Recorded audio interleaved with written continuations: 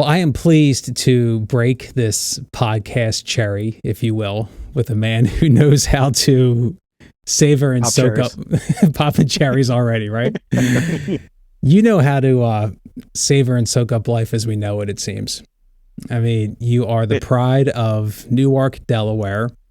You are a proud brother of the Lambda Chi Alpha fraternity from the University of Delaware, former Wall Street analyst, entrepreneur, realtor, a proud member of SAG-AFTRA, as well as the Academy of Television Arts and Sciences, not to mention a culinary and comic book connoisseur. Lyman Chen, how are you? Good. How are you, Paul? How are you? Thanks for having me. My pleasure. Thank you. It's nice to have you kick this thing off, and I wouldn't have done it with anybody else. So thank you. This is going to be a lot of fun. Yeah. Thanks for having me. Real flattered you asked me to do this. Of course. And this is my first time ever doing any kind of podcast or any kind of interview, so just bear with us. Well, we're in the same boat too, so okay. We'll relax and we'll let it fly. But I want to get the resume right out of the way, right off the bat. So according to IMDb, you have amassed over 60 credits so far since 2001, 2002. I'm just going to blaze through this really quick. Just some of the highlights, okay? Okay. All right. The Equalizer, Curb Your Enthusiasm, Eric, Genie, Station 19, Hustle, We Crashed on Apple TV, Something from Tiffany's on Amazon. He was William Zai on Fox's Next. He was Mr. Liang on season 2 of Mr. Mercedes. Zune of the Dark Army. I hope I got that right. Yeah, Shun. No, that's Shun. See that? That's right. Italian, what are you going to do? Of June of the Dark Army on Golden Globe Award-winning Mr. Robot. He was the MSS agent Joseph Yoon on CBS's Rush Hour. It's Always Sunny in Philadelphia. Bull Dispatches from Elsewhere. High Maintenance. Are you bored yet? Servant. Lucky Grandma. The Comedian with Robert De Niro and Billy Crystal. It's a quick scene, but it is a hoot. The Rush Hour series, Creed, The Blacklist, all of this eclipsed, of course, by Sharknado 2, the second one. Absolutely, the best one. Blue Bloods. I can keep going and going and going. Please stop. I'm going to stop. I think people get the point. All right, I'm done. But that's very sweet. We left one out. We left one important one out. And I got to preface the one credit by saying that when most actors start, especially regionally, to equate it to like baseball, there's a lot of strikeouts, there's a lot of foul balls, there's a lot of audition submissions. You don't get the audition, or you get the audition and you screw it up, you don't know the lines, or casting realizes, you're not quite right for this. But every now and then you get a hit. Maybe you get to do background on a show. Maybe you get to do an industrial film. Maybe you get a commercial. Then you get a commercial that's speaking. But not you, Lyman. You pretty much right out of the bat hit a freaking home run, and we're gonna get to that home run. Yeah, sure. But just to whet people's appetites for it, your big break came pretty early on when you were cast in Martin Scorsese's The Departed as Jack Nicholson's Chinese interpreter. Yes, that was quite an experience. The film premiered in October of 2006, and it went on to win 4 Academy Awards, including Martin Scorsese's sole Best Director Oscar. Yeah, I mean, you get to that point, you achieve that pretty much right off the bat, and it's got to set such a bar. But we'll get to that. Yeah, I mean, I think the lore of it, as we get into it, when we start talking about it, I think you'll see that the lore of it is, there's, you'll see. Mm-hmm. So I think the lore of it will be a little more understandable. The lore, I love it. The lore of it, yeah. I love the terminology right off the bat.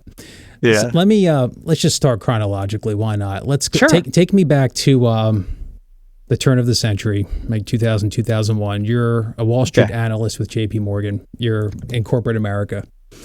Yeah. At that point, actually, at that point, so I graduated from the University of Delaware in 1993, and I was a finance and marketing major. And I actually did the whole Wall Street JP Morgan thing in the early mid 90s when I graduated. That was my first job out of college.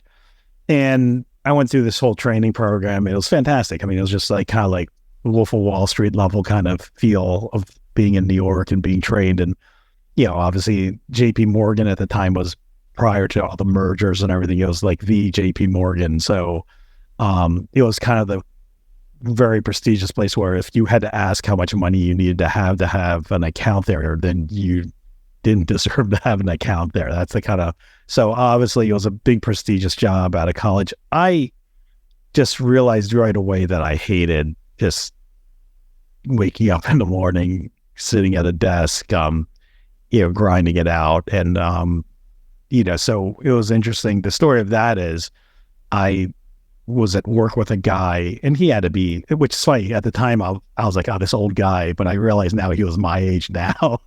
And he was just nicest guy, just miserable as anything though. And I was like the 22, 23-year-old kid. And I was like, and he was like, I think he was like drawing or sketching one time, and that was kind of his hobby. And he said he always wanted to do that. And I said, hey man, why don't you just do it? Like, why don't you just go for it? And he was like, you're such an asshole. He goes, I've got 2 kids that I've got to support and get them through school and this and that. So it's not about me anymore. It's like, this is, I'm kind of trapped. Like, this is the job and it makes a lot of money and it doesn't matter what I want to do. It's not about my personal goals or dreams anymore. This is what my lot is. And he was okay with it, but he could tell his soul was kind of, dimmed a little bit because that was his lot in life. And, it's kind of like first world problems, but nevertheless, at 22, I said, well, I'm freaking miserable here, and my wife was in the same kind of field that she was in marketing at Chase. And we just had a talk, and I just said, look, man, I was like, this guy is like miserable. And I kind of see myself going down this path, and I'm going to get kind of held hostage by the money at some point. And my wife felt the same way. So we kind of started saying, well, I think this isn't for us. And I said, well, while we're young and we don't have kids yet at the time, like, why don't we just kind of go for what we want to do, so we don't get stuck before we have kids, before we have these obligations where it's not our choice anymore. So my wife, so I actually was, my family my father had a real estate business. So and I had done sales my whole life, and I loved sales. I was a ski salesman in Newark growing up in my town, and it was just a natural gift of mine. And I started, decided I was going to get into real estate. So, and then my wife decided she wanted to be a painter, but she realized that wasn't going to be paying the bills. So she decided to go into graphic design. So we both took these paths, and my wife actually, she got accepted to Wharton and Stern at NYU for an MBA. And I mean, it kind of shocked my dad, obviously, because he was excited for her to go to Wharton, but she decided she would rather, instead of going down that same path, because then she figured it'd be even worse, as far as the torture of corporate America, she decided she was going to do this 2-year degree at the Art Institute of Philadelphia. So that kind of took us out of New York, and we lived in Philly, and she decided to go to school for 2 years to be a graphic designer. I decided to get into real estate. And flash forward, we were both very successful because at the end of the day, we were doing what we love to do. And so the real estate, obviously the sales was fairly easy for me. And then flash forward to how acting comes into it, which is what you're asking in the first place. In 2000, I think around 2001, 2002, I was doing, extremely well in real estate, and financially we were pretty well set up. And and it was really kind of a goof. I would watch TV. So the backstory of this is I have no prior acting experience at this point. I never did school plays, never did any kind of performance, no theater at all. And, but I loved movies. Like, I didn't speak English until I was in kindergarten, and I relied on Sesame Street and all these television shows, and, to kind of get me, because I wanted to be part of American culture so badly. So I was always been such a huge TV and movie fan. So it got to this point where I was about 30, and I started being very critical. I'm the kind of guy that, would be watching people perform. And then I started watching there was a handful of Asian male actors that would show up on these random shows, and I would be like screaming at the TV, like, oh, these guys are terrible. Like, it's like, this is really a bad personification of us, kind of like the Long Duck Dongs and the, those type of really tropey type of roles. And I was like, this is really terrible. And my wife was like, oh, well, it's really hard. Like, people go to school for this. And I was like, well, how different can this be from sales? Really, like, how hard can it be? And we would do this, we would have this conversation like almost, weekly when we were watching like Law and Order or some whatever show. And so my wife, as a 30th birthday gift, she got me an acting class, and kind of with, and I think, she was kind of like, well, you're going to see that this is really hard. And I said, oh, that's great. So I took the class, and this one was actually a theater class in Delaware. Really nice teacher, but it was more like theater. And I said, well, that's well and good. And I was just like, I really am interested in film and TV. I just, and so a friend of mine recommended me to take a class at Mike Lemon. So anyone that knows, that's from the Philly regional area, Mike Lemon was kind of the guy when it came to casting, like Sixth Sense, Unbreakable, like M. Night Shyamalan movies. So I took a class there, and it was one of those intro to film classes. And basically, I walked in the classroom, and he was kind of like, very like shocked. And he was like, oh, who are you? And I'm like, oh, my name is Lyman. I'm taking your class. And he was like, oh my God. He's like, I hope you can even remotely act. And I said, well, I don't know. And he was kind of had a lot more fanfare than anyone else in the room, which is kind of where as down the line, the common theme would be. And I didn't understand why. And you'll appreciate this. He goes, this will date me, but he takes me to this back part of the office called the file room. And he's like pointing at these file, there's like a room full of file cabinets, like straight down, like probably like 20 each side. And he goes, inside these cabinets are like pictures. Like, so back then you had those 8x10, like black and white headshots, because there was no digital at this point.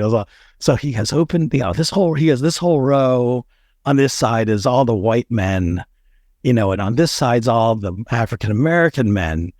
And then he goes, well, in this corner over here, why don't you go to this cabinet and open the top drawer? And inside that drawer, there'll be a little folder. And if you open up, there's like maybe 5 or 6 Asian men. And he was like, this is how many Asian male actors there are for me to deal with. So he's just like, so when you see it from that perspective, from a physicality of rows and rows of file cabinets full of white guys and black guys, and then you've got your full file, one drawer that has Asian men, like Eskimos and Native Americans. and There's an Eskimo in Philly? What? Yeah, that was even a thinner folder. That was even, I'm sure that had one guy in there, like, from Alaska or something.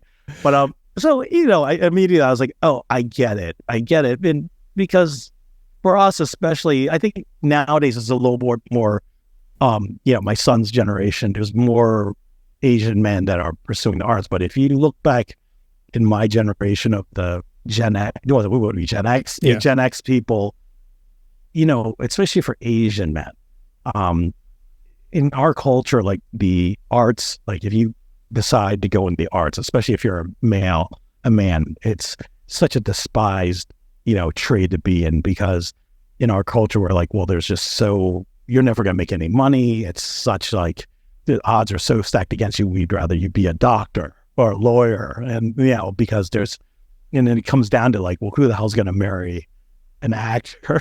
Because it's almost, and it's not, I mean, no disrespect to Asian male actors, especially, but it's very akin, in at least my experience, that it's almost likened to like if you worked in the circus, it's like you're a performer, like that is going to make no money and you're going to starve, and no one's going to want to marry you, and no one's going to want to support, you won't be able to support a family. So of course these are very old style stereotypes, but obviously my parents were immigrants and my in-laws are immigrants. So, that's kind of the backstory of that. So that's why there's so few men, Asian men in the business. And then obviously just the tropiness of a lot of it, where been always been very emasculated in the roles, or have the long duck dong kind of, baggage that comes with it. Right. But, so anyway, that's how I started taking the classes.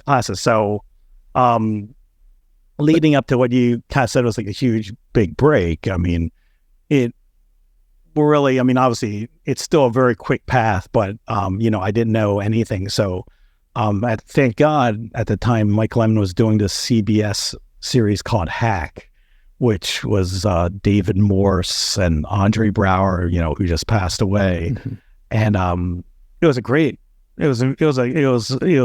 what a miracle, because he goes, well, why don't you do some background work and do some extra work, as you might call it, and just watch these guys, do their thing, learn the terminology. And I did that for a good solid year and a half, and I learned a lot. It was like basically going to a master class of acting and just film production, because I had no concept of what was going on. Yeah. So it's incredible. Yeah. I mean, I'm realizing just how similar our trajectories are now that you're explaining yours.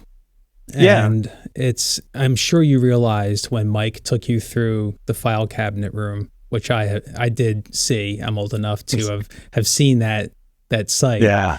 You must have realized quickly that a 6 foot, 200 plus pound Chinese man with no accent, but who could speak Mandarin and Cantonese was a rare and valuable commodity.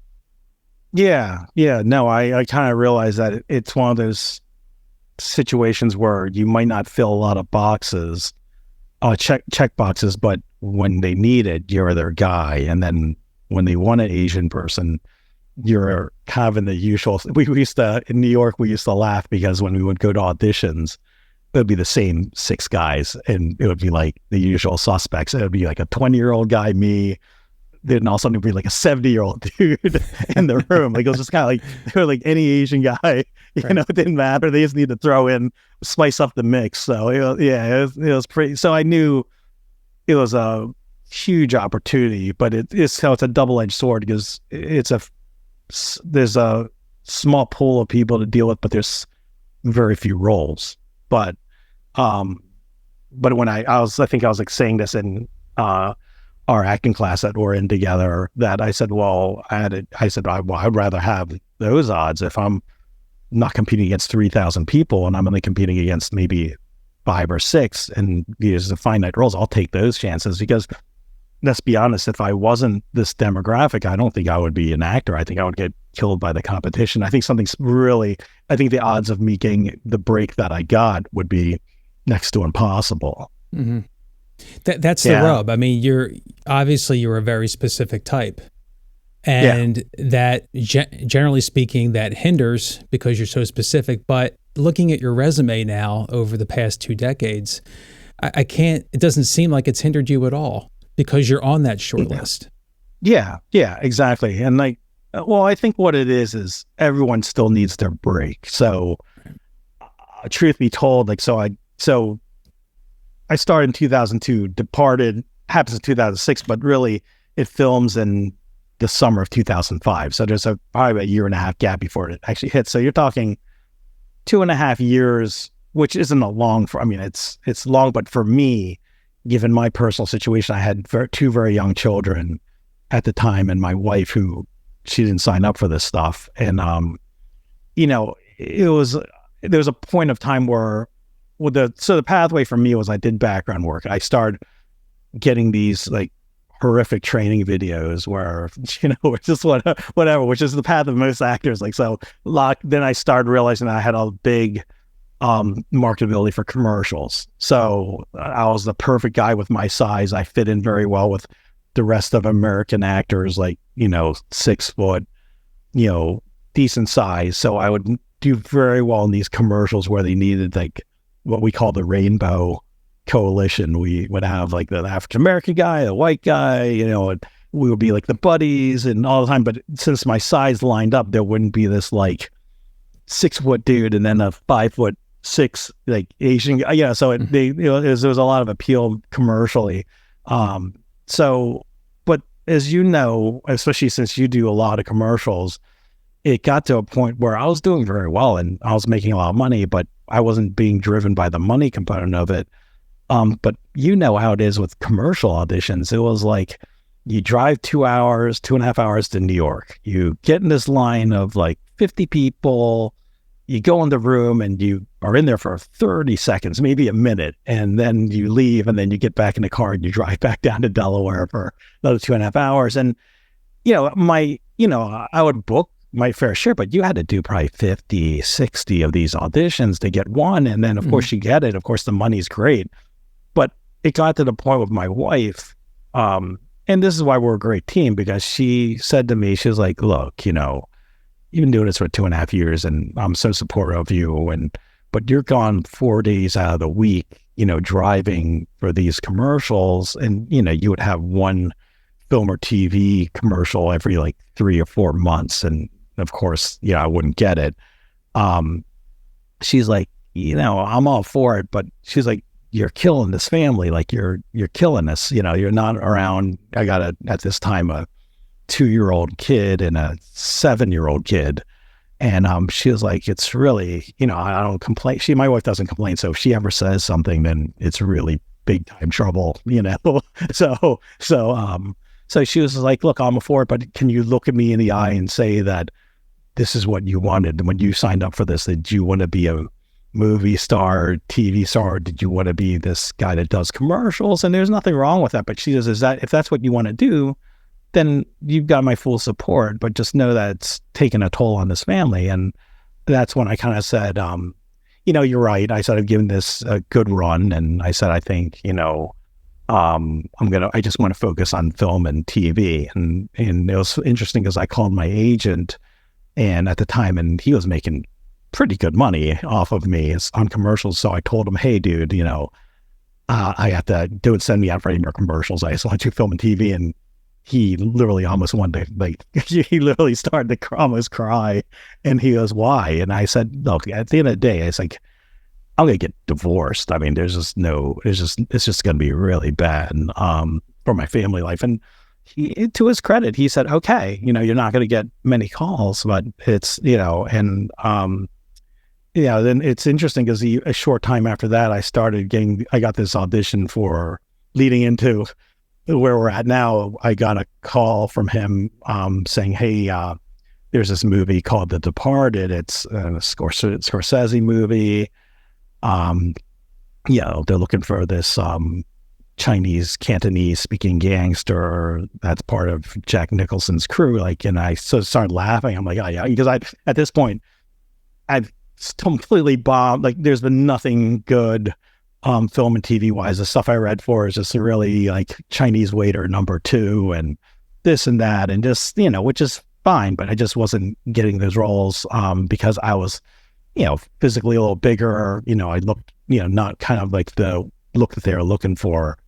So I said, yeah, sure. So long story longer, went to the audition and I was very loose because I was like, there's no way in hell I'm ever getting in this movie. I mean, this is, I'm a big Scorsese fan. And I'm like, there's no way. So I'm just going to say F it and just go in there and wingding it. And, I did the audition.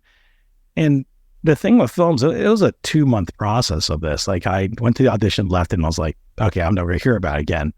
Then a couple of weeks later, they'd call me back in and I was like, okay. And what I noticed, so I think I came in a total of 4 times and over the course of 2 months. And every time it was me, and then there was these other Asian dudes that were reading opposite of me, but they kept having me read for this translator guy. But then they had other guys coming in reading for the Chinese gangster.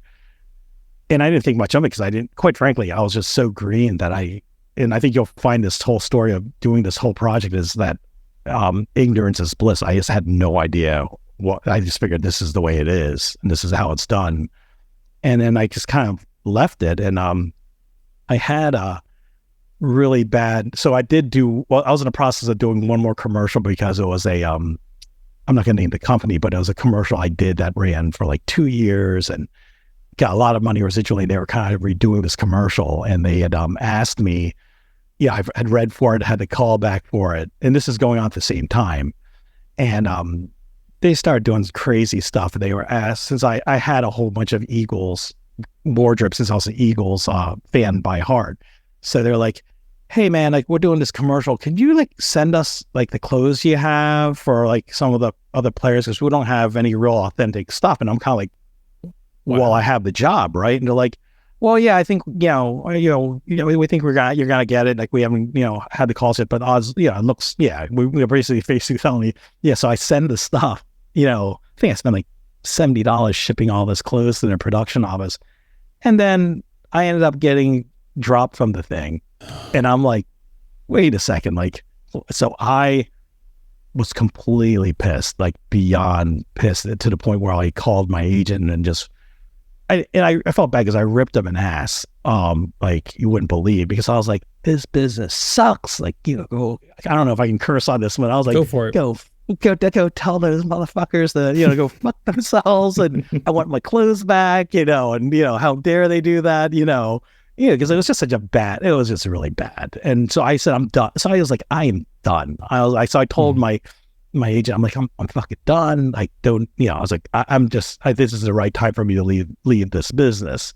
And I think you can appreciate this, Paul, and most actors can appreciate this. The minute you say something like, I'm done, I'm quitting, and it's all over. Here comes the job. Here comes the magic. So, so after I ripped this guy, and that was in the morning. And I swear to God, by 2:00 in the afternoon, I'm like I'm still stewing, but I'm like finally starting to calm down. So my agent calls me up and he's like, hey man. And I'm like, hey, what's going on? And he's like, and then right away, I said, I apologize. I was like, this is not your fault. I was venting on you and you didn't deserve that. And I'm really sorry, but I'm still kind of, salty about this whole thing. And he was like, well, F those guys over there, because you're going to be working with Martin Scorsese. And then I was like, what? So you're talking like completely from quitting the business to landing what's arguably the most important role in your life, that you don't know that at the time, but right. You're obviously, it just changed the whole landscape of my whole, obviously it changed my day, obviously, but it also changed my entire life as an actor. Mm-hmm. So yeah, it's a pretty interesting day. So when you, how many stories have we heard about that? I could write a book on it, but obviously I'll kind of, can't we all? I remember in the morning I had a root canal, and then later in the afternoon I booked my first principal role in a series. Yeah. So that shit happens.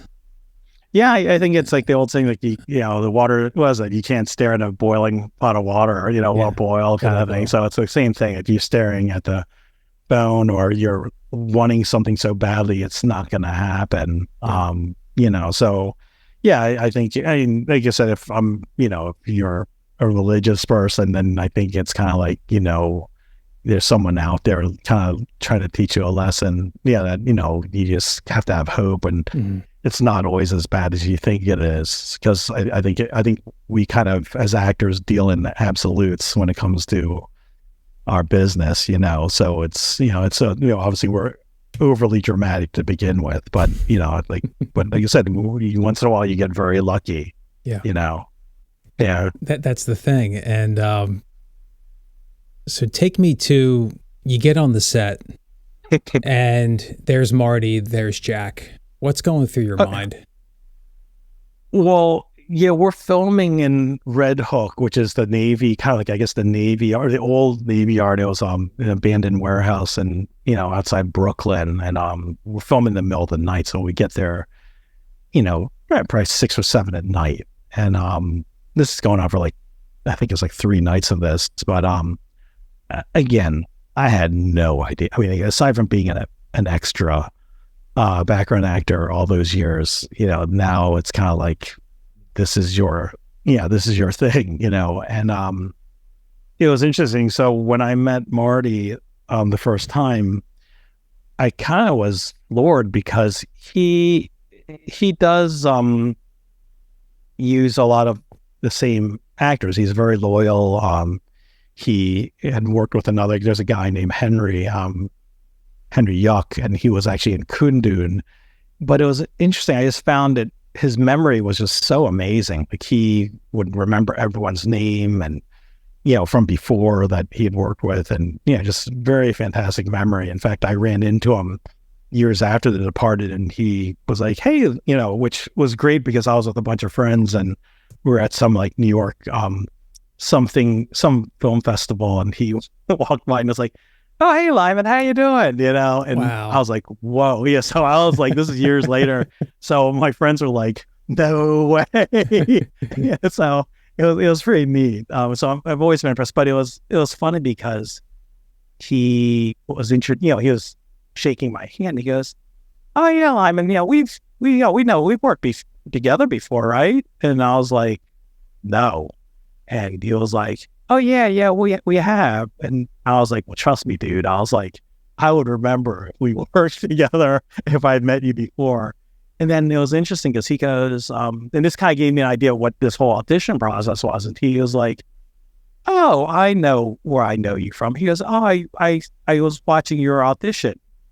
And I said, when I first saw it, I said, oh, that's our guy. And I was kind of like, that's our guy. I was like, I was there 4 times, over the course. He goes, oh no, we were just bringing you in so you could read against the other people, for like a chemistry read. And I was and of course those 2 months were so stressful to me. And I was kind of like, well, hey man, you should have told, I wish I knew that going into 2 months of this ordeal. Right. But again, it's just it's what us as actors go through in our minds, and then obviously on the other side of the table is what the producers and the casting people, what goes in their head. So it was an interesting kind of view of going, oh, like that's why I kept getting brought in, and that's why there was different Chinese guys throughout the whole thing. And of course, I guess it's why would they even, there's no reason why they would tell me that. But it's just seeing how his mind was about it. So it was really neat. It was without going too far into it, that was like going to 8 years of film school, the 2-3 nights that I was filming on that set. It was just a phenomenal experience. Just first class actors all the way. I mean, if you look at who's in that scene, obviously like Nicholson is there next to me, DiCaprio, Leo's right behind me, and then you've got David O'Hara from Braveheart. He's the raving lunatic Irishman, and then he got like all these fantastic David, Ray Winston, and then you've got a guy, Mark Rolston. I'm gonna give a shout out to my buddy Mark Rolston, who he taught me so much those days of shooting.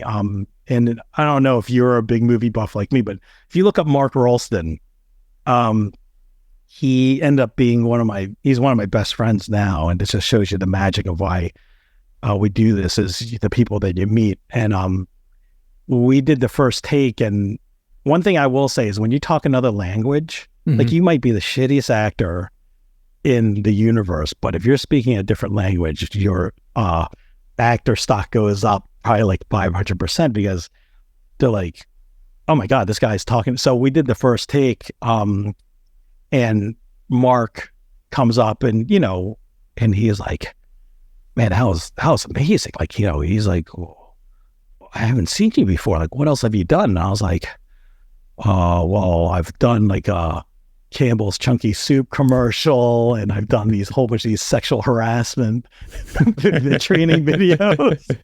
And he was Were like, you the perp or the victim?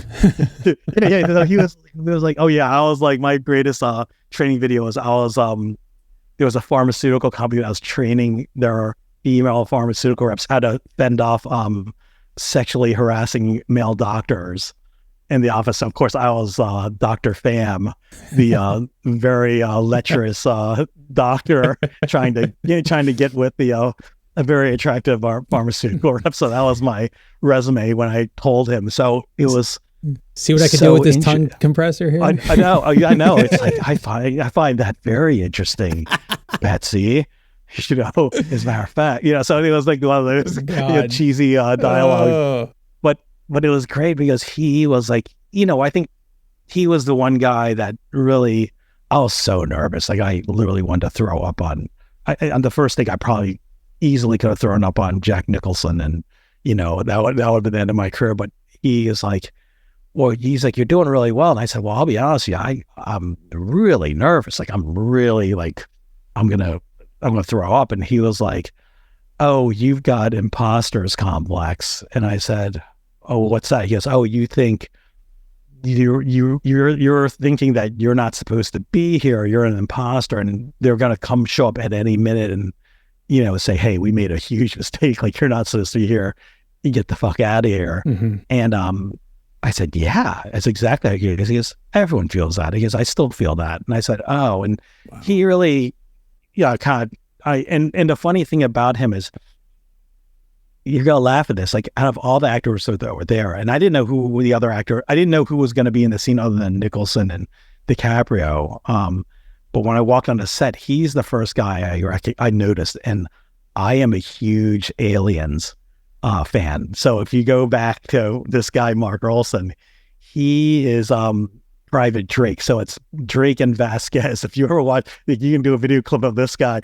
He's the guy with the Latino woman in Aliens that has this huge, massive ass gun. It's like the size of like 6 feet tall. So it was so funny. Like, and usually in my mind, I've always kind of kept it cool around other like name actors. But when I saw him, I said, oh my God, it's Private Drake. And he goes, Private Drake. He goes, how do you remember that? I'm like, what are you talking about? I watched Aliens like 85 times, So that's why I think we initially hit it off. And but it's just like, that was more exciting to me, meeting Private Drake. And I didn't even know about him being Boggs Diamond in Shawshank Redemption, because I was but he was kind of a good lesson for me too, because he was the perfect character actor. He's the guy that in fact they did a documentary back in the day with him in it. It was called He's That Guy in That Thing. It's the one it's about character actors where you see a dude or a woman and you've seen him in 100 things and you're like, oh yeah, that's that guy in that thing, but you don't know who they are, but they're just working actors. And I said, oh, this is what I would love to be. Like, I have no aspirations of ever thinking that I'm going to be like George Clooney or Brad Pitt. I was like, well, this guy is what I really want to be, a guy that's in like 300, 400 different projects.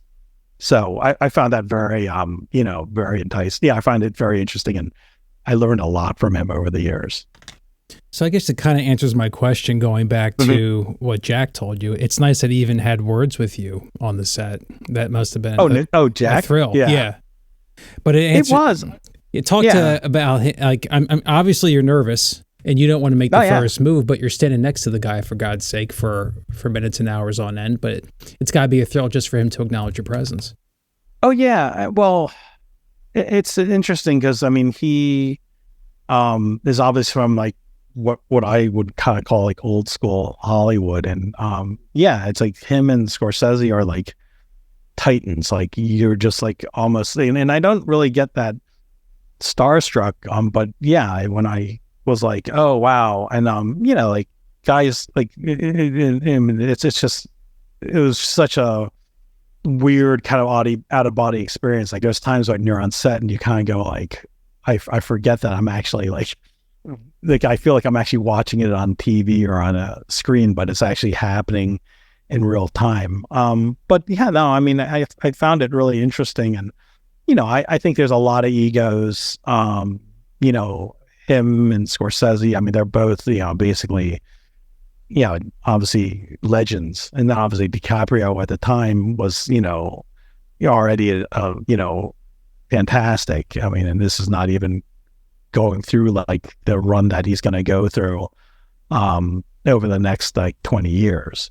So, I just found technically with him, he was just so good, like so naturally, like, obviously he'd been doing it since the 50s, and and just like technical aspects I didn't know, like just from lighting and stuff, like he would be, just like something stupid that I look at now that I'm able to do. But at the time, there was a situation where it's dark and there's lighting and he's got these sunglasses on and, he walks into the scene and they're like, "Oh, Jack, the light, we could see the lights in your glasses and could you tilt your head down when you walk in?" And he was basically walking in and he basically, how we hit our marks, but it was much more specific. It was kind of like you need to basically have your eyes like down to this millimeter or else you're going to get the lighting. And he would walk in and goes, "Is this good? Is that good?"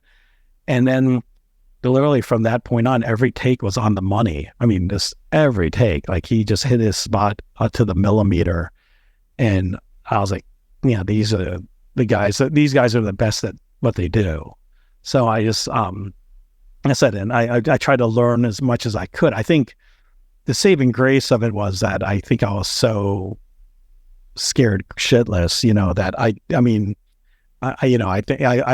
think the best part that happened to me was I was so nervous. And then Scorsese, already in between a take, goes, "Hey, Lyman, this is a really tense scene. Like there could be gunfire at any minute and these guys have machine guns and, it could all hell could break loose." He goes, "Is there any way that you could act more nervous?" And I was like, "Oh yeah." I was like, "Yes, I can definitely try that." And so the next take, I just kind of let me be me. Because I was just so rigid. And then he was like, "Oh, you nailed it." He was like, "Oh, that's perfect. You nailed it." And I was like, "Oh, thank God." I was kind of like, "You got it. I'm a pro, this is this is why you hired me. So I could pretend to be nervous, So it was really, really special. Like my only regret of that whole thing is that I was so nervous that I didn't really get to enjoy it.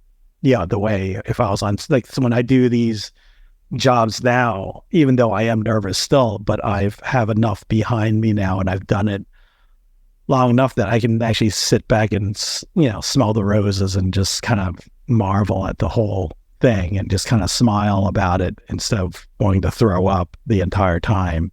But I mean, like I said, it's, it was quite the first, speaking role on a film or TV show. So it's like, when you use the baseball analogy, I kind of look at it as you're in single A baseball and you get called up in game 7 of the World Series and the bases are loaded and it's 2 outs and you hit the grand slam to win the World Series. That's how that break felt to me. And that's how that break in my career that's exactly what that was for me, because it became my calling card. Whereas before no one would give me the time of day. Now it's, it was interesting when that movie came out in 2006, I was in LA and I was watching it with a bunch of my buddies in LA. I had started to kind of venture into LA market at that point. And by that Monday, I was having meetings, like my phone was ringing, they were setting up. I was literally on, the Fox lot, basically meeting the head of casting at Fox at the time. And I was just like, and of course, the mistake I made in hindsight is I really wasn't training or doing anything in between that year and a half. Whereas if I had any brains back then, I would have been like, this is the time where this movie's going to be a hit and I need to be prepared skill-wise to be ready to capture the stuff that comes from it. And quite frankly, I was not the greatest actor. And even now I question my acting ability, but back in 2006, it was highly suspect acting. I just, like I said, I hadn't had that on-set experience. And it was, kind of rough, quite frankly, now that I look back. If I look back at the stuff I did back in the 2000s, it's almost cringeworthy to me. So I kind of went into these meetings like really unprepared. So when you look at like things that you could have had, but you just were not ready for that opportunity that happened, that was probably the period where it was very interesting because people were like, well, we think we can do something, but you're going to need to live out here. And, it was just a conversation that my family, my kids were so young. And, the LA lifestyle was just not conducive to kids, in my opinion. It was just not what it was. Again, that was going to be a situation that was going to cause problems in my personal life. So those things didn't work out. But I think I learned a lot from it. And I think it was a much longer journey because I didn't capitalize on those things. But, I could go in a time machine and do what ifs. But I think, I might have had a better trajectory in my career, but my personal life might have been completely over. Mm-hmm. And my kids would probably have hated me or, that type of stuff. So I think I can't second guess, the journey, but like I said, there were a lot of years of frustration because obviously you're talking, my God, what is it? 18 years ago, this happened, so, obviously I'm still in the business, but, and you read off a whole bunch of credits, but, the roles have been, a mixed bag of roles, whether they're co-star, like literally a lot of one-liners, two-liners, but then some pretty decent stuff in between, and then leading up to now, there's some really good prospects on the horizon. Mm-hmm.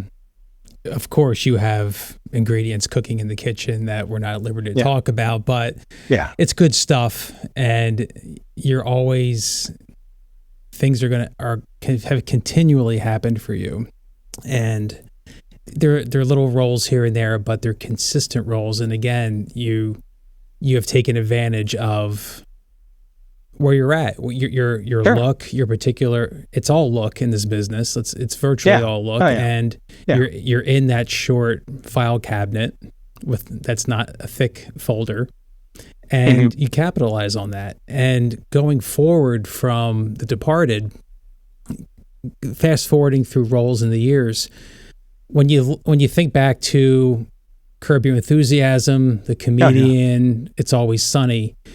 So when you got on those sets and you saw Danny DeVito, Larry David, Robert De Niro, did the supposed imposter syndrome go away?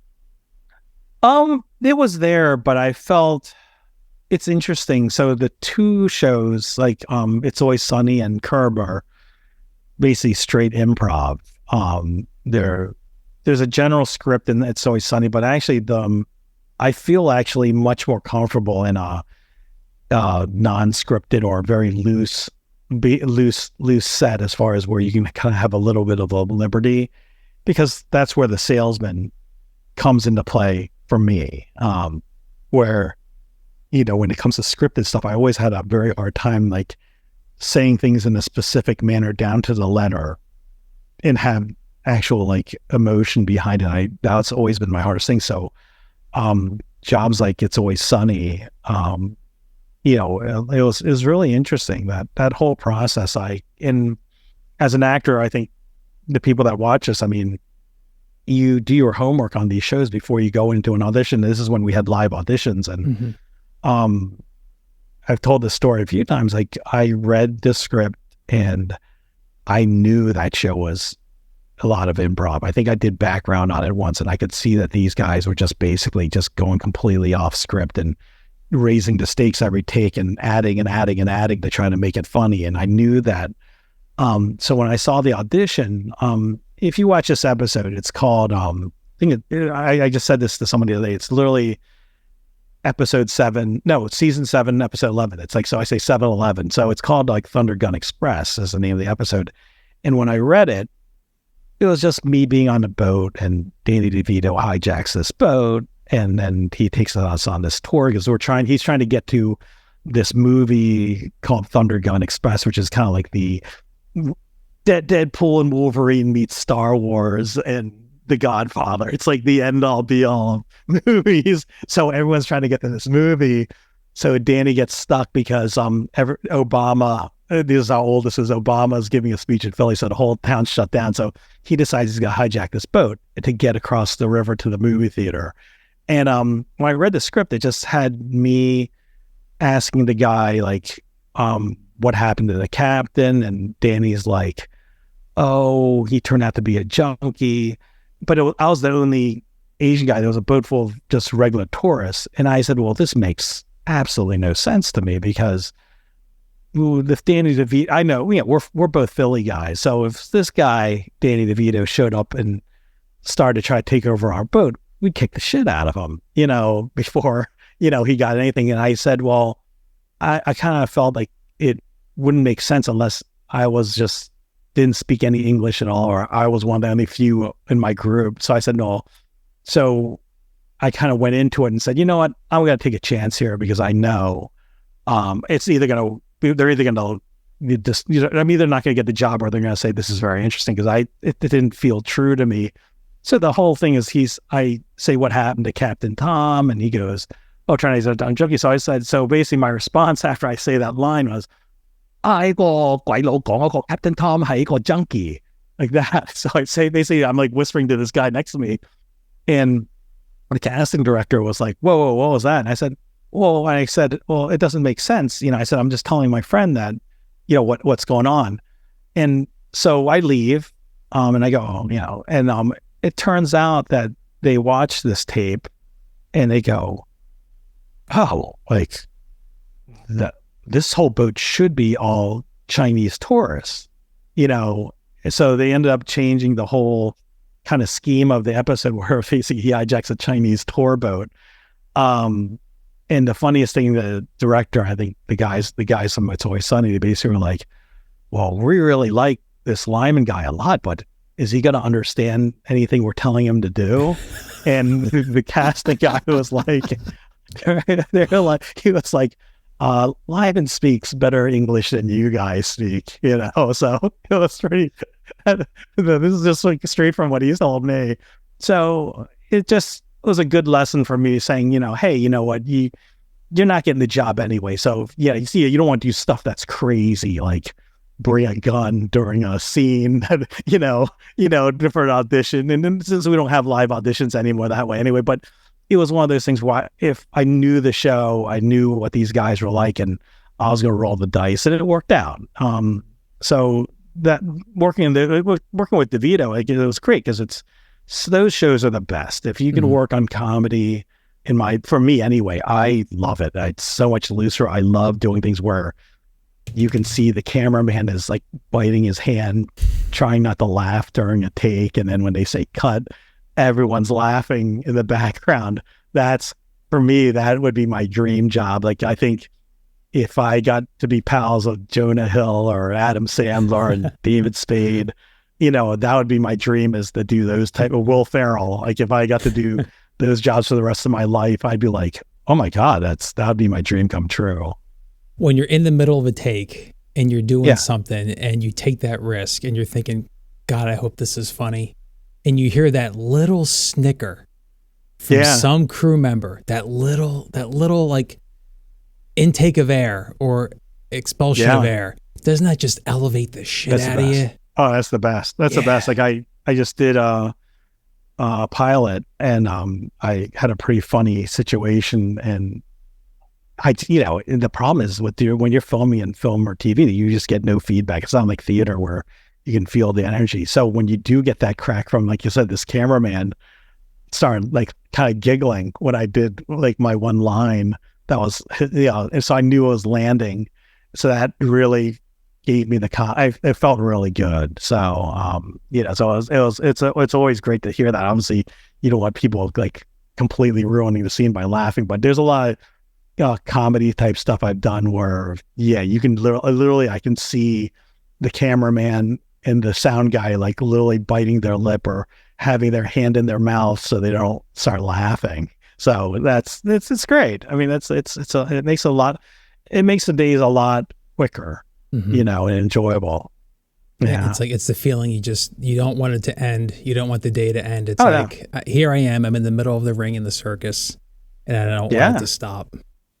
Yeah, there's nothing like it. I mean, it's interesting. Like I think as my career has gotten further, I think I have more of the confidence that I will be back on a set. Whereas I think even when I was the first day, I was a background actor on that CBS show Hack, I didn't want to leave, and that's how I knew this is what I wanted to do for my career. Because if you know me, I mean, if people really know me, like grew up with me, they will know that I am probably the laziest guy, you'll ever meet when it comes to work. I mean, that's why I was so in love with real estate sales, because I'm like, look, man, you don't have to do anything but deliver the result. If you sell 1-2 houses a month, you're set. I mean, you're going to do great. So that means that the other 28 days, 30 days, you could be like literally sitting on the couch doing whatever. Like you don't need to be at a desk from 8:30 to 6 or 7 o'clock. You're on demand. And so my nature is like, if I can shortcut it or do this and that, I just want the result. So flash forward to me being on this show Hack, my first day ever on a set.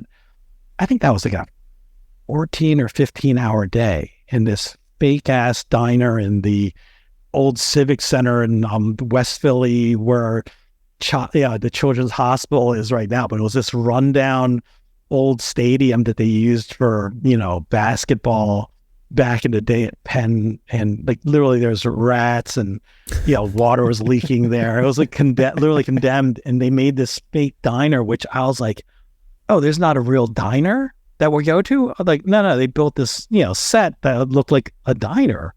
And I knew this is what I wanted to do, because after 15 hours of me simulating eating a sandwich in the back, I think I still have that on DVD, where I'm like, oh my God, we literally had a whole crowd of people come watch this show in the hopes that you could see me eating a sandwich, because back in the day there was no, I think we had TiVo or something, but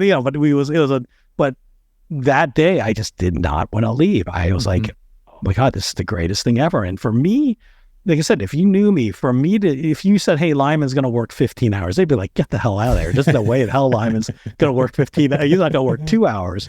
Yeah. So that's when you kind of know, the old saying, if you love what you do, like you'll never work a day in your life. And that's how I really kind of felt from that. And I came home and I was so excited with my wife. And I said, I think this is like kind of like the Wizard of Oz. It's like, I got to see behind the curtain, how these shows are made. I had no idea that you would film this scene 100 different times with different angles. Like they had to I thought it was like, one of these sitcoms in the studio audience when there's like 4 or 5 cameras, and they film it one take and then that's it. And they're done for the day.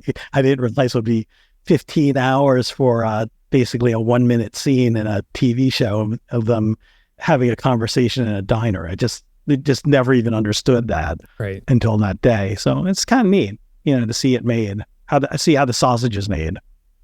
The acting is free. They pay us to wait, right?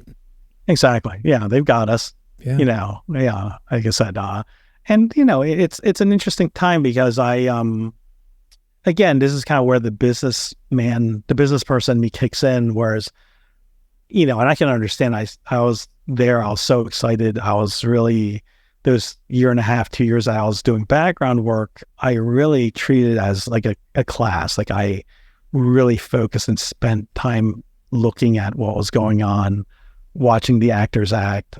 Whereas I noticed a lot of the other background actors, and it's no disrespect to them, but they would be either reading a book or they would be having these conversations of their kind of like their pecking order of like, well, I was in this and that, and they were spending times on the minutia of where they kind of fit in, where I was kind of like, well, look, we're all in the same boat. It doesn't so yeah, you were standing next to whatever, Bruce Willis, great. I don't know, it's great for you, but I kind of was like looking at more long-term, like, look, I just want to understand, so when the day comes and I have a speaking role, that when someone says, oh, we're doing this and that, like, I would not be like, oh, I have no idea what you're talking about, and look like a complete unprofessional. Like, I wanted to be ready day one as far as the lingo and kind of how the technical aspects of it were.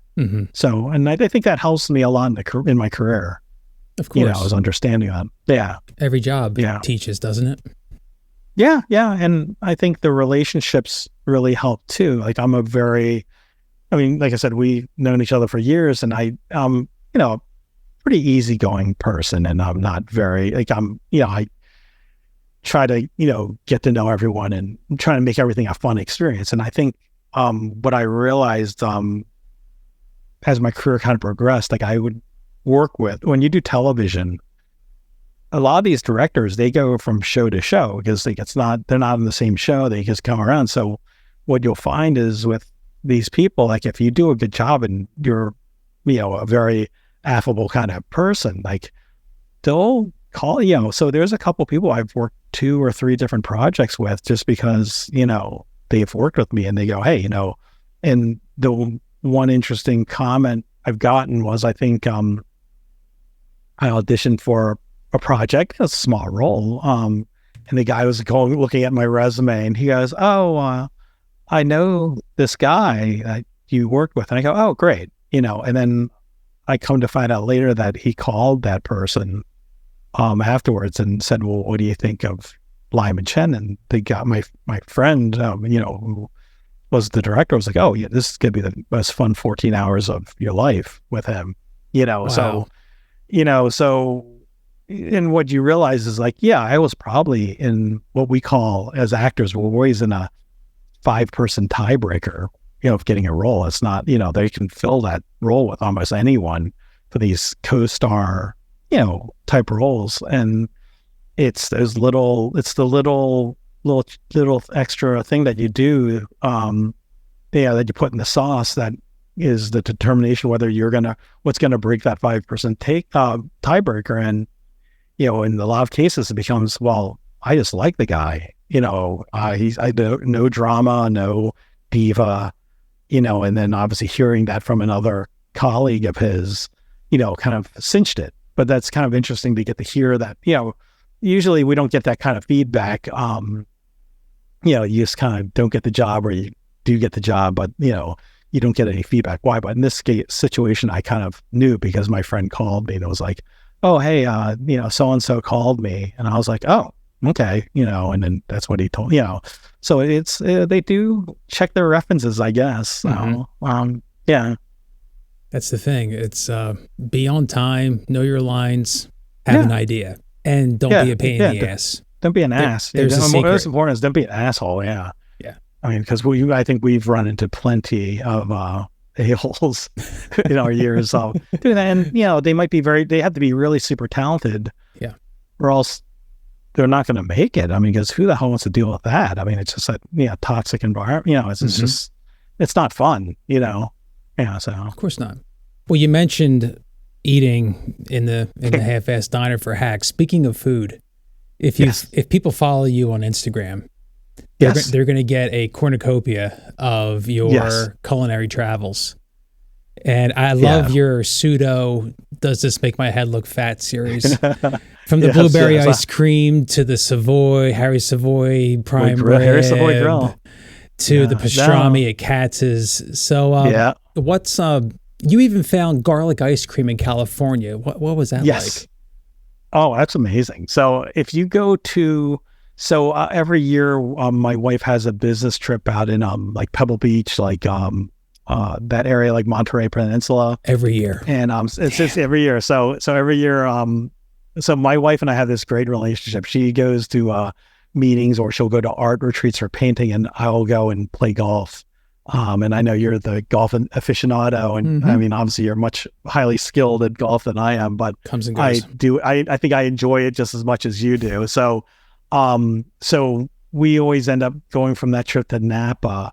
So as you drive towards Napa, there's this town called Gilroy. So if you look up Gilroy, it's the garlic capital of the world. So when you start getting close to this town, you can literally smell that it smells like garlic. So there's no vampires in this town whatsoever. There's guaranteed no vampires. But literally the town smells like literally garlic. And so there's garlic farms everywhere. And then there's all these stands. And one of the stands has cherries and then garlic this, garlic that. Every single concoction that can make a garlic. Then they had garlic ice cream. And so, it's good. I mean, obviously you don't want to eat too much of it, but you'll definitely be sweating it out in your pores. But it was, definitely, it's not in my top 10 ice creams, but it was kind of interesting to try. So it's our once a year garlic ice cream. The one thing you got to try once, right? Oh yeah, it makes it a terrible road trip for my wife. So at least it's on the like tail end of the trip to Napa. So when you're going south down Cali, when you're in LA, what's your in and out order? Oh my goodness. So it depends. If I'm not doing carbs, which is probably 90% of the time, it's what we call the double protein style, animal style. That's just basically a double. No, but I wouldn't even do double anymore. I'll do what's called a 4x4, which is 4 patties and 4 slices of cheese. Damn. And then protein style is they take the bun away and they make a bun out of lettuce. So that's the protein style. Then animal style is where they put the secret sauce, which is probably Thousand Island dressing with grilled onions. And so that's animal style. So it's not all the lingo, but the 4x4 is what scares people. So when I order it, people are like, so you'll have to comb through my social media for the picture of the 4x4. So it's quite the 4x4. Is that on menu or off menu? Off menu. So people have done 8x8s, which I've never done 8x8, but yeah. So 4x4. So next time you go to In-N-Out Burger, get the 4x4, animal style, protein style. Copy that. As far as LA's great. LA's the best. You can't go wrong. But I know you're a fan of Bing's Bakery in New York for desserts. But if someone had a gun to your head and tomorrow was your last day, what would be your favorite meal? Oh, there's a place in my town called Harry's Savoy Grill. So they have it's an old school place. It reminds me of the Smoke Room a little bit in Burbank. But obviously Burbank, that place is like Clooney and Humphrey Bogart and all those guys. It has that old school. But as far as the quality of the food, like, they probably have the best prime rib anywhere around here. So, it's just, if you must, like I said, if you're ever in Delaware and you're looking for a decent meal, that's the place for prime rib. So I think that would be my last meal, would be if I have what's called a Savoy cut, which I think is probably like a solid it might be 18 or 22 ounces of just straight up prime rib. And I eat things like rare to the point where it's cold, which it horrifies most of my Western friends, but I love a good rare steak. So, but that's like, that place has the best Clams Casino and best prime rib. So, if you're ever in Delaware, so if you come down to Delaware, we can play golf, and then I'll take you to Harry's afterwards. All right. And then you'll fall asleep at the wheel driving home. So when I'm ordering at Harry's, I'll just tell the waitress, wipe its ass, knock its horns off, and put it on a plate. Yeah. Well, you can do it any temperature you want, but if you want, but so I think that we have it jokingly what's called the Lyman cut there, which is basically like a double Savoy cut, which is once in a while I'll say, give me the Lyman cut, so, but that's when I'm feeling very adventurous and I'm near a bathroom. I particularly love when you throw a pic of whatever you're eating before you catch a flight home, and you end it with, I feel bad for the person behind me. Oh yeah, like I feel bad for the guy in 17B and I'm in 16B. Yeah, that's the worst. Enough said. I think the thing that people find the craziest is I'll have like a 20,000 calorie meal, and then I'll have a Diet Coke. And people are like, "Why? Why would you have a Diet Coke?" I'm like, "Well, hey, it's 300 more calories I can have, instead of wasting it on a regular Coke. I can conserve the calorie load." So, people, I think people find that the most off-putting as far as my eating. You do nothing small. Oh, no. I think what you'll find is like, I think it goes with most actors too. It's like, it's very all or nothing kind of mentality. And I think that's why this kind of lifestyle, this kind of, this job suits me. Now, that being said,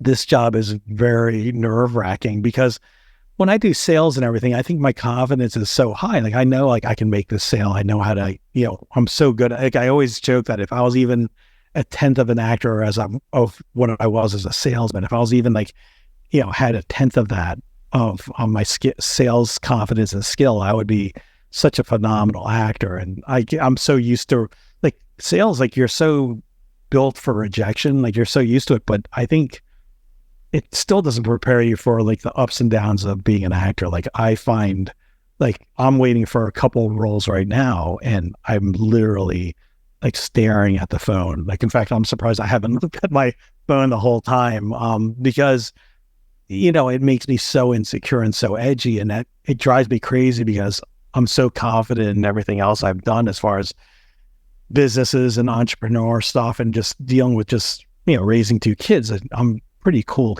cat. So, but this job makes me so insecure and it makes me kind of hate myself because I'm like, why would you allow you to be a puppet? Like basically you're basically a hostage to all these people that are making the decisions, as an actor. And I find myself like being very self-loathing about it, where you're like, I can't believe I allow myself to be put in these situations.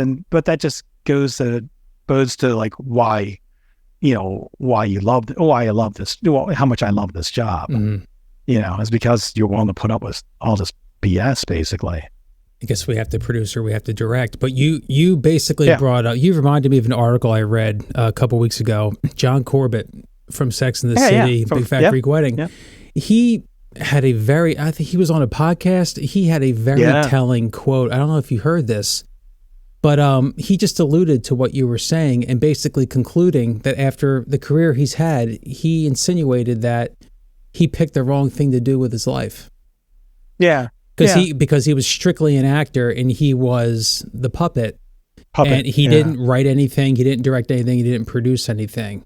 He was just the glob of paint on the canvas. Obviously, we love it when we're picked, but again, you speak to the insecurity of the industry wanting us when it wants us and not wanting us when it doesn't, and how fickle it can be. So I guess that speaks to, if we want to feel more whole as creatives, don't we have to do our best to create our own material and produce? Yeah, I mean, obviously, it's all well and good. I mean, I don't have like one creative bone in my body. I can't write worth a damn. In fact, I have complete ADHD where if you had me write something, I think I'm a great idea guy. So I think if I was to do it over again, I think the thing that is tough about living in Delaware or Philadelphia versus like my friends that are in LA or even New York, but mostly LA, is when you're in the environment where everyone's in that, environment, everyone's like trying to be an actor, whereas obviously I'm the only person I know in this area in Delaware, especially that's in this business. But I find that if you're around a group of guys, like you look at like Judd Apatow and Seth Rogen, Jonah Hill, like all these guys, would be a friend group and they would kind of collaborate. They would bounce ideas off each other, make projects on their own. That's kind of where I wish I had that kind of environment, when, obviously I'm in my 50s now, so I don't think I'm going to be palling around with a bunch of like people at this point. But when I was in my 30s, I think it would have been a neat thing. Because I don't have that skill set, but I think if I was with people that could complement my strengths, and make up for my weaknesses, then I think there'd be a lot of opportunities. And I think what we find out in this business, there's a lot of talk. Like a lot of people like, well, we should write something together, or we should do something together. Like, well, yeah, I mean, that's all well and good. Yeah, of course. I mean, but you have to do it. And it's this business, a lot of that type of stuff is, and people do get rewarded for it because, most artists are, we're our own worst enemy, or it's the failure to launch. Like we have a lot of ideas, but we are too undisciplined to, take it to the next level. Like obviously as actors, I've done, obviously I can sit back now and go, I've had a pretty good career. Even if my career ended tomorrow, I'd be very content. Like, I don't think I have any regrets at this point, which is I can say very few actors, can say that. But I also, say that because I've seen other actors that I know that have had much success, and they have this longing and this dissatisfaction, or I was here, but now I'm not. So it's never, and I said this in class a couple weeks ago, I was like, if you just have to understand that it's never going to be good enough for you. I mean, it's never, in anything you do in life, it's never going to be good enough. So I kind of took a step back and said, look, I'm going to enjoy the stuff I get. I mean, like, I let it get to me as much. I'm too old to, to care, like I have, it's things do bother me sometimes still, but at the end of the day, you have to step back and go, you know what, like, I know who I am, and I'm content with what I've had, and let's just hope for the best, but it's not going to define me as a person. Mm-hmm. Because I've seen way too many guys and women that have had certain paths, and they're always wanting more, and instead of just enjoying the moment that they have, or had, so mm-hmm. I think it's important if I'm talking to actors that are kind of in the same boat, like, you just have to kind of just step back and go, hey, it's a really tough business. It's really like playing the lottery, like whether we get to that next level. It's really so random. It's like, you have to be able to act, but you also have to have a lot of luck.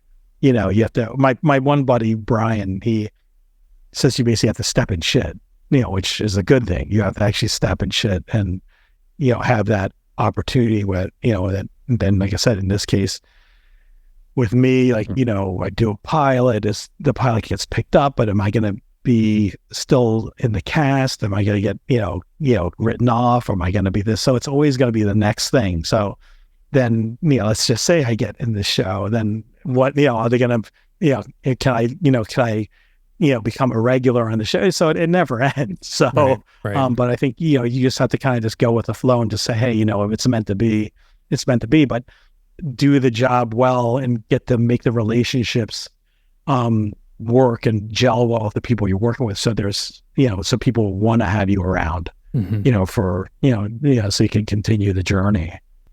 So basically you want to enjoy the business, you want to have a life, but at the same time, when the business inevitably breaks your heart, you have your life to retreat to. Yeah. Yeah. I mean, I find myself very fortunate compared to most actors. I mean, and it just is what it is. I mean, I came into it later in life after having, pretty successful career. So for the finances, and the finances aren't as much of an issue compared to most actors I know. I mean, there's a lot of actors I know that are like, oh my God, like, I just don't know if I'm going to pay my bills or I'm on whatever. And then I think the big thing too is I already had my wife and already had 2 young children. So that had already been established. And obviously it's much more prevalent for women that are in the industry as far as having a family, having kids. But it's equally as interesting for men that, we have to juggle, obviously, it's whether or not we want to be engaged and have a, truly a healthy family structure.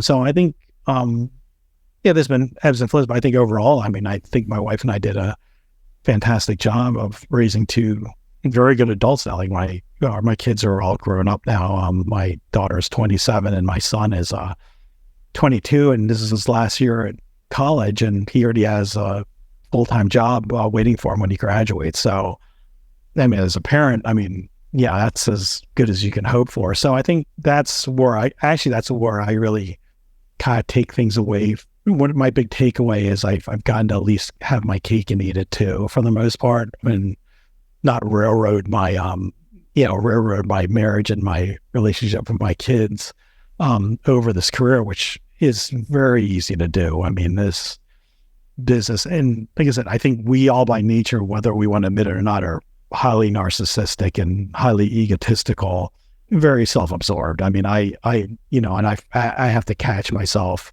from being that person. I think a lot of it comes from me basically being an outsider growing up, just not fitting in, getting bullied, not treated well. And a lot of it is like, if you were to put me in a psychological room, it was more kind of a payback to all these people that did me wrong is what's driven a lot of my life of succeeding is more to kind of like, well, I want to show these motherfuckers, I want to, and so one of my best friends is like, dude, high school's over. Like you won, like all these people, you totally like, so, I think I kind of finally hit that point where I'm like, yeah, you know what? It's interesting the things that drive you. And it is a very toxic way of trying to succeed is because you want to, basically show, I'll show them. And it works. I mean, it works, but there's definitely some psychological baggage that comes with it, and you just don't know when to stop to. But I've learned this.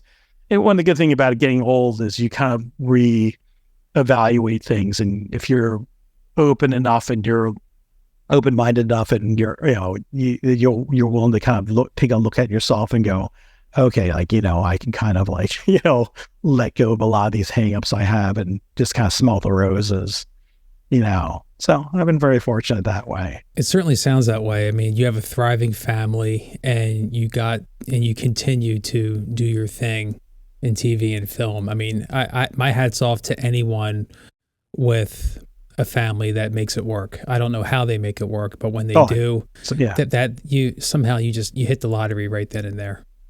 Yeah. And I think it helps, like you said. I think it's good though, because I had a whole different life before this, and I still have that life. I mean, it's not like I still do real estate. I still, but I just definitely, it's different now. But I mean, I think the most important thing is just like, if that was my only identity was being an actor, then I think there would be some problems. I think there's certain ways, certain people view me in certain elements of what I do for a living and who I am. But I mean, I still, I still view myself really as just like guy from Delaware that, we're in a very small town, and everyone kind of knows each other. Like I said, I had a ice cream shop, which was a kind of the go-to hangout for the last, from 2010 to 2020, so it's just kind of like all these different hats kind of, you